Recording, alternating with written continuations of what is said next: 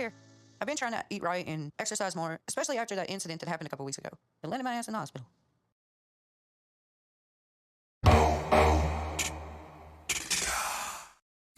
You know, in life, it's one thing to lie to people, but it's a whole different ballgame when you're lying to yourself. In fact, it's one thing to tell people what you're going to do, set the standard, set the goal. Then it's one thing to not achieve that goal for yourself. And Amy Slaton is the definition of these things. She talks about, hey, after what happened last week, where she was obviously hospitalized, that she needs to do better. She needs to eat better. She needs to exercise some more. Well, ladies and gentlemen, we're about to see exactly how she goes about that in this episode, amongst other things as well. Now, of course, for the people who don't know, I have already done the full reaction to the full episode on my Patreon account, where of course I would not be, where of course I had the ability to not have to cut out every 10 seconds of the video. So if you want to check out the full version, the link is down below in the description. But with that being said though, let's get into some of the clips exactly of exactly what went down in this week's episode. Are you sure you want to know? I do want to know. It's under 550. Really? Yes. So Tammy Slaton has reached the goal that she needed to get to, the goal weight she needed to get to be able to have weight loss surgery. But as you saw, Dr. Smith definitely has somewhat of a surprised face. In fact, he was like, really? But of course, can we blame him for being surprised? Can we blame him for his reaction? Absolutely not, because of course he has been on this journey with the Slaton sisters for too long, and Tammy has been a pain in his backside. So of course, rightly so, by human nature, he's going to get to a point where he's like, I don't think she's ever going to do it. But we'll just keep pushing until hopefully she does. The good thing is, of course, she's now reached that weight and the doctor's obviously happy. But what is to come next? Well, that is the question. We need to get you in with the cardiologist, the pulmonologist, our hematologist, because you have a history of blood clots as well. We need to make sure that we've got everything in the best shape possible for you. So, of course, there's still other obstacles ahead before Tammy can obviously get that surgery, you know what I mean? But the good thing is she's hit the weight goal. But the bad news is that because she's had so many other complications in her years, there are still things that need to be checked to make sure that she can be approved. So those are the things that's going to happen next once she goes down to his office and she's obviously able to get checked on. Now, also on top of that, one of the other key things that matters is the therapist. The therapist also has to be able to give Dr. Smith a very good review on why Tammy deserves to have the surgery. If it's not so good, then Tammy just may not have the surgery. That is something that has already been spoken about in previous episodes of this season anyway. And we've seen so far that each time Tammy has had a one-to-one with the therapist, it has never ever gone down well. In fact, in the last episode, the therapist flat out said that if Tammy keeps going the way she's going with her attitude, there is no way I'm going to be approving her for surgery. So it's good that she's made it, but there's still some obstacles here and there that matter. Hey, we continue. Bitches, I got approved for surgery. Alright, cool. Listen, end of the day, you know how it is on Moving Mad. I keep it a buck, I keep it honest no matter what. Now, of course, you know, I'm happy for Tammy. It's fantastic. But to be honest with you, should she be in this zone where she's gloating so much like BICTHs? I mean, listen, for herself and her own personal growth and her own personal feeling and motivation, 100% she's entitled to feel exactly how she feels. Can't take that away from her. But one thing that I would definitely say for the people who may be in the same situation as her is that Tammy Slaton is one of the luckiest human beings that I have seen, okay, in terms of being fortunate enough to even get to this stage. Why? Because it took her, what, 3, 4, I can't even remember how many life near-death experiences for her to finally turn her life around. And also on top of that, let's not forget, she has turned her life around by being inside of a facility where, of course, it is monitored to a certain degree. We know that in season 3, she started off in exactly the same position where she was in a facility where she was losing weight. But then once she left, it all came back on and then some. So the fact is, right now, we haven't even seen her, obviously, 1, get the surgery, but 2, most importantly, leave where she's at, go back into the real world, and actually be able to maintain her health and continue losing weight on her own accord. That is something that we haven't seen yet. So to be honest with you, I could sit and say, you know what, congratulations, Tammy Slaton, you have done a great job. But I'll be lying to you if I said that to you, because the fact is though, this woman has made things extremely hard for herself, and she's so lucky to be, because there are so many people that if they were to reach just one near-death experience, they'd be gone.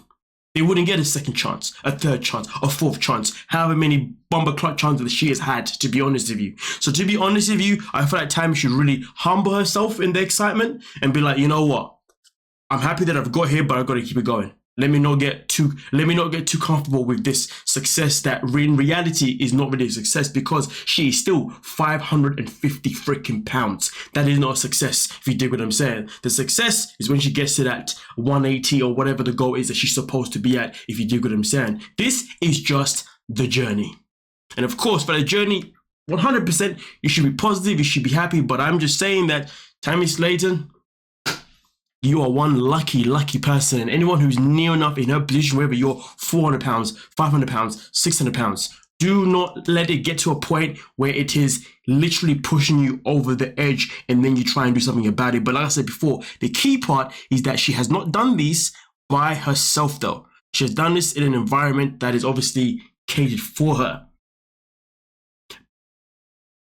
I just have to put that out. I just have to put it out there. And sugarcoating nothing. But anyway, let's continue. So far we've came. That'll be my last meal until he's born, because I can't have nothing after midnight. What's better than a good gator? Right? You know, we're trying to get away from the fried foods and everything, so we're going to smoke it and barbecue it. I got. Right, so let's get back to Amy. Amy talks about, hey, I got to make sure that I'm eating the right diet and I'm exercising, because of course I don't want to end up in hospital again, because that's who she was last week due to her having a pizza. Now, this is where I've got a bone to pick with fan favorite Chris freaking Combs. Chris is one of the biggest enablers in this family. Whenever he's around any of them, he's always bringing food. This mofo brought in a gator. And when I say a gator, let me show you the size of it actually, in fact. Besides being stuffed with the Holy Trinity. Gator is like my favorite. It's one of those expensive foods. Yeah, I mean, obviously you saw the gator anyway. I was meant to give you a bit more of an image of that gator, but yeah, look at it. You see, it's just a whole pack of a gator right there, right? And here's the thing: he knows that his sister was just in hospital because of a pizza, right? He's bought in a big wham gator. He's talking about how he's gonna barbecue it, because you know we're getting away from the unhealthy food. Somebody tell me, what scene have we noticed with Chris cooking food in a healthy manner? In fact, somebody tell me this as well.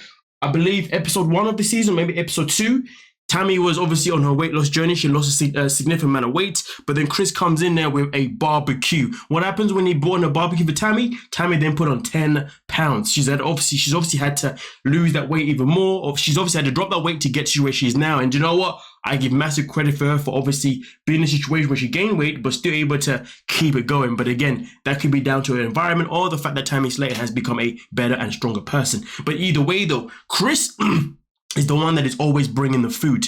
And I have got this feeling now that he's one of these people where he's like, I'm going to succeed, but everybody else, I don't mind botching you if I have to. Not have to, but I don't mind botching you. And end of the day, if I do it, it is. Because the thing is, Chris is the person that comes in. He will slate Tammy for her attitude. He will slate Tammy for obviously, you know, near enough dying. He will slate Tammy for her weight. Oh, the whole shebang. And it's the same person that also come in and also tell Amy the same thing. Also question her. She was in hospital last week. He was saying something. This week, he's like, oh, I'm going to bring you a gauge. We're going to barbecue up, but don't worry, it's going to be healthy.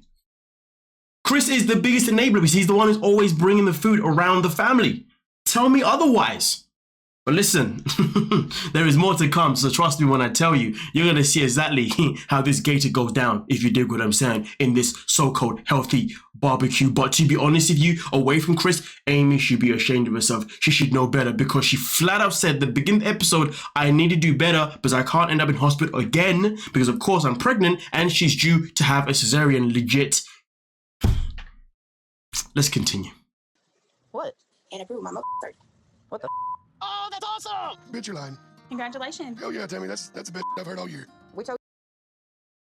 Now, of course, the family's surprised, you know what I mean? But Tammy shouldn't have told him so soon because, like I said before, she has not been completely approved yet because she still needs to go see Dr. Smith, meet all the other specialists around him as well to make sure that her body's in a position where she can actually have the surgery, and most importantly, the therapist has to give the go-ahead. But hey, man, end of the day, I get it. When you got good news, you want to share with the family because you want the family to enjoy it with you, and I completely respect that. But hey, man, if it turns out that she can't have the surgery, it's going to be looking quite big.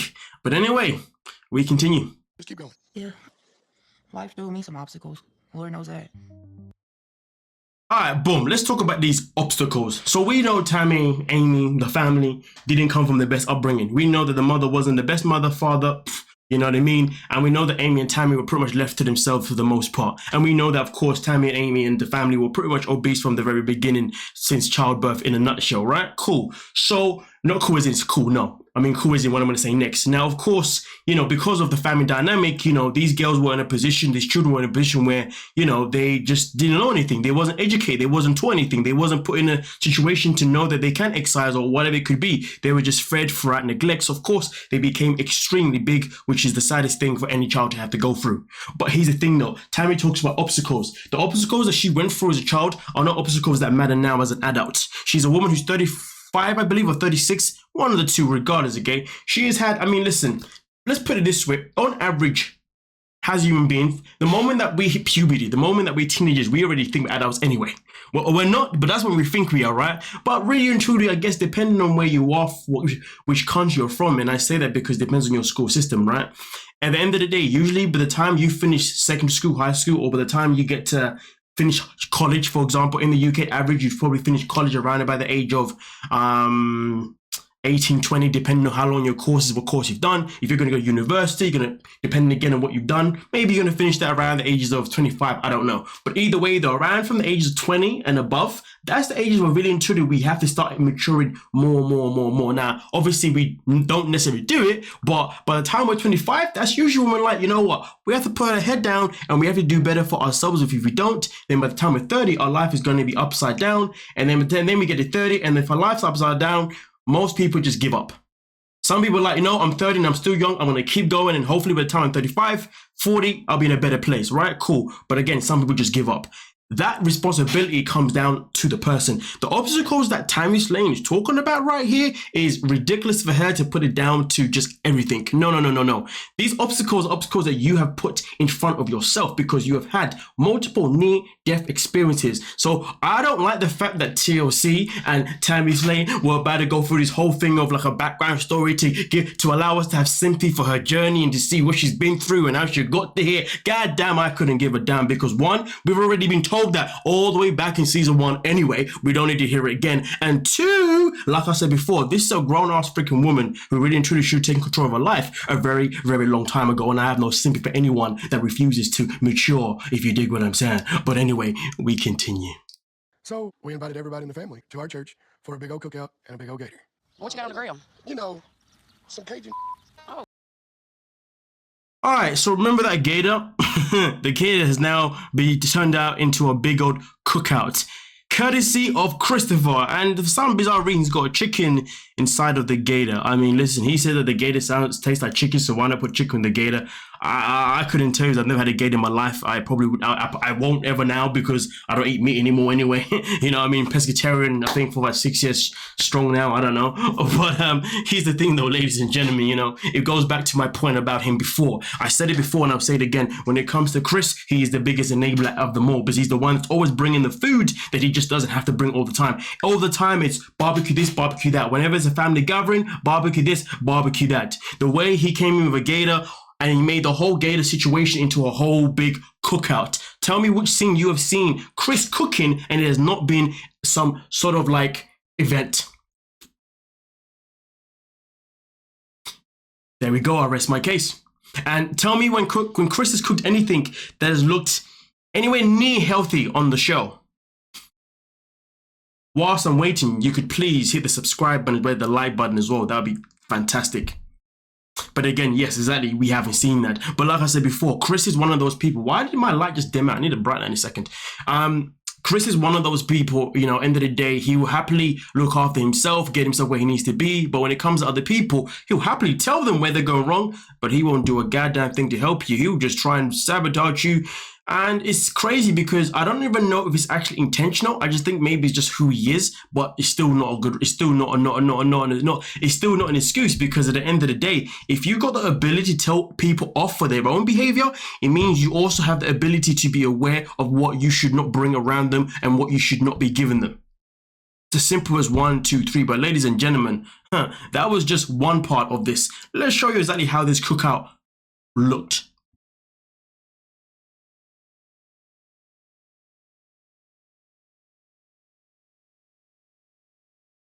But Chris has the audacity to tell you that this is all going to be healthy. And look at Amy. Amy, the one that legit started off the episode by saying, hey, I need to make sure I do better for myself. Because of course, you know, I don't want to end up in hospital again. If a pizza put me in hospital, then I don't know what a gator would do. But hey, Amy Slaton would never listen to herself. She is a joke. And it's quite sad and quite worrying. In fact, what's worrying is what we're going to discover next as well. I will say this, I'm not an expert per se on obviously, you know, how a child should be fed and obviously what you can feed a child at a certain age, because of course, I don't have kids. But let's just process the fact that this kid's plate is looking quite interesting. And some of these foods on the plate look quite big as well. Now, of course, I'm not saying that she's not going to cut them, whatever, right? But I do strongly worry that Amy's kids are going to go through the same or something similar to her own childhood. And I do feel that they're going to be in a situation where they may actually end up becoming obese real quick, to be honest with you. I just have that feeling because of obviously what we see in front of us. And to be honest with you, just wait for it. Sometimes I just feel like I'm being a bad mom or something. Being a good mom, that's my goal in life. Growing up, I didn't have a good example. So that's why I just keep wondering if I'm... So here's the thing. She just wondered if she's going to be good enough. Now, here's the thing. She spent then the rest of the episode pretty much complaining about how she doesn't know if she can be a good enough mom. Worrying. And, you know, my reaction on Patreon was very simple. Why become a mom to a second child if you're now worried? Why become a mom to a second child if you're already worried now?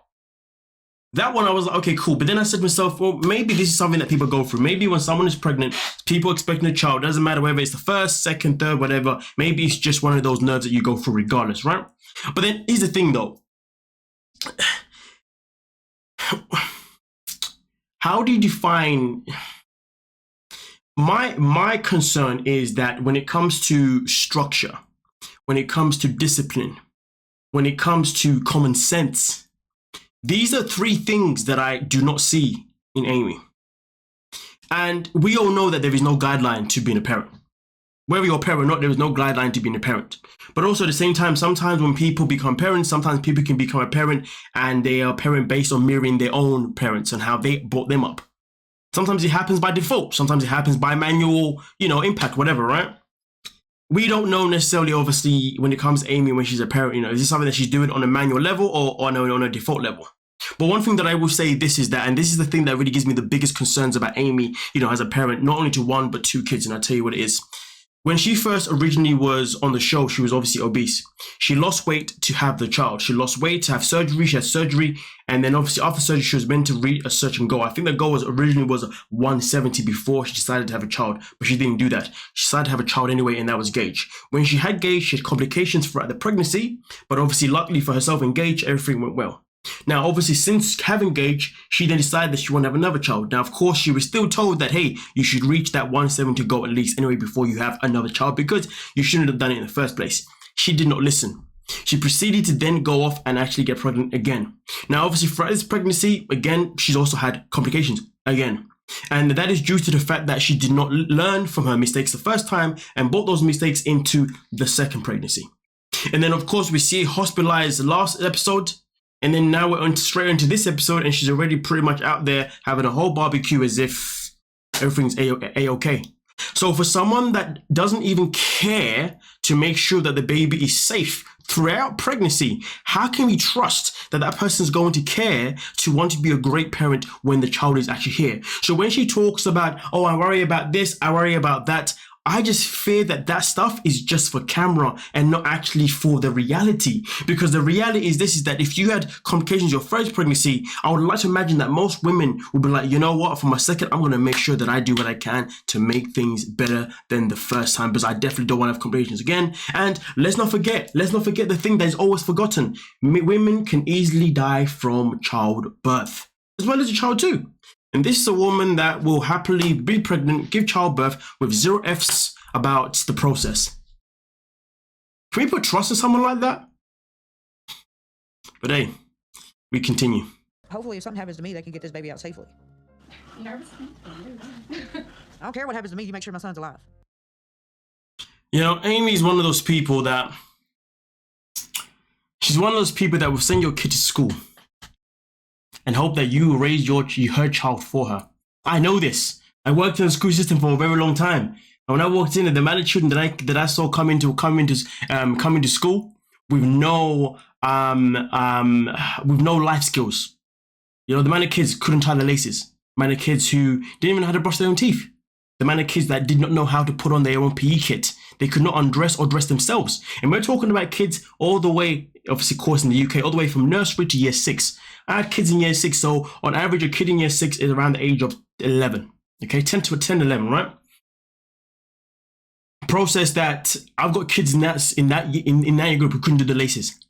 Kids who didn't know how to put their top on the right way around because they want the school to teach their kids how to do everything. So for Amy to sit there and say that, you know, I don't care what happens to me, I just want them to save my baby or whatever. Here's the thing though. But what did you do in the process to make sure that your baby was going to have a successful delivery? What did you do? Nothing. So to be fair, is it fair for her to say that and put the pressure onto the medical team? Absolutely not. If things don't go well, the blame does not go on the medical team. The blame goes on yourself because you did not do it. You did not do what you needed to do to make sure that you had a safe pregnancy the second time, let alone the first time. Let's just process that. Human beings, man. Some of us are amazing. Some of us are just idiots. High blood pressure. She's got some diabetes issues going on. It is a very serious surgery. So, you know, we're extremely worried about her. So right now, the family's waiting to find out, you know, obviously what's going on with Amy, because Amy is in surgery. She's having a cesarean to be able to deliver Glenn. And of course, you know, because obviously they haven't heard any news thus far, they are worried because of Amy's history of complications. But the good thing is that she was obviously able to deliver Glenn safe and sound, which is absolutely fantastic. But the same thing, but like I said with Tammy before, Tammy is someone that's fortunate to still be alive and fortunate enough to even have the opportunity to lose weight, and also fortunate enough to be able to have the opportunity to have surgery for free. Okay, and also fortunate enough to be put in a facility for free as well. You know, all paid for by whoever, right? Amy is also very fortunate that she was able to have a child. A second one, let alone the first one. But boy, I really hope that those boys' upbringing is beautiful. Whether that's gonna happen or not, that's a whole different conversation. But nonetheless, though, ladies and gentlemen, let me know exactly what you're thinking down below. Like I said before, for the full reaction without the clips and just the full episode and the full show without me pausing and whatnot, that is on my Patreon account, and the link is down below in the description. But with that being said, though, please don't forget to like, subscribe, and of course, peace.